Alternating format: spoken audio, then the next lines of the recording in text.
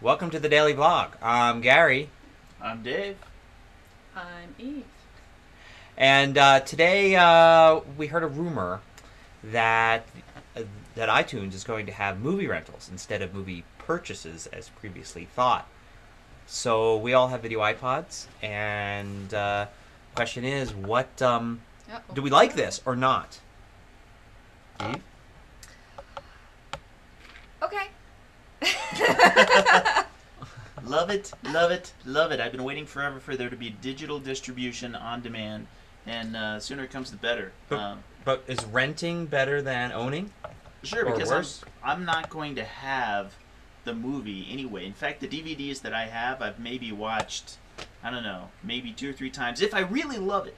And even then, you know, I don't really have a lot of time for it, so a rental's good enough for me.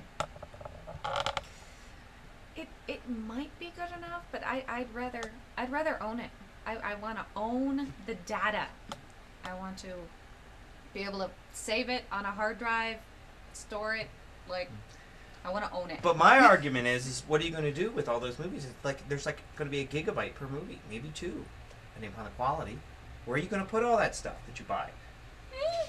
You can buy a. You're gonna have these massive hard drives. I mean, I at home probably have easily over 100 DVDs. Maybe I had over 200 DVDs. I just don't. I don't really see the point of if having something physically that I'm going to ultimately see or watch a very limited number of times. Well, that's the whole point to me. Well, see, my take is I agree. I think that if they were to have movies on iTunes. My problem would be I'm going to have to spend a lot of money to buy them, but yet I'm not going to have a place to store them.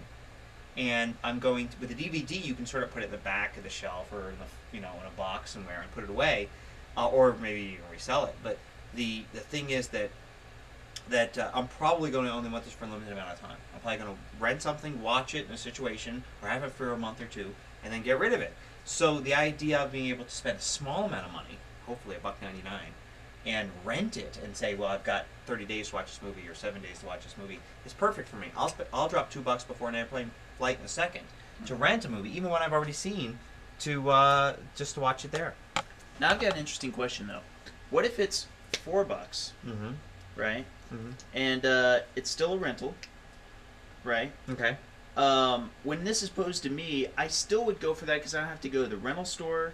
I'm not really going to go through all the DVD extras or anything like that.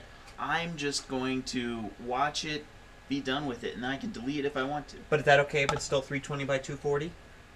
Not if it's 320 by 240. Of course not. But that's what the TV shows are. But I wouldn't need HDV for that matter. I'd be fine with just 720 by 480. But it's got to look good on the television, I think. Yeah, I think 720 by 480. Then it could be regular rental prices.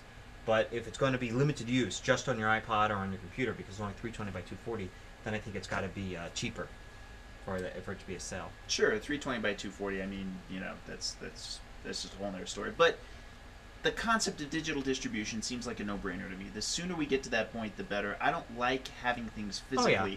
I don't like having to search for things physically. I prefer if I can put them more and more on my hard drives. But the thing is that there's been everything's been going to digital distribution. The big news today is that it might be rentals rather than purchases. That's the big difference. Well, see, I kind of see that there's room for both. Like, I mean, there's obviously the movies that I just want to see and will probably never see again.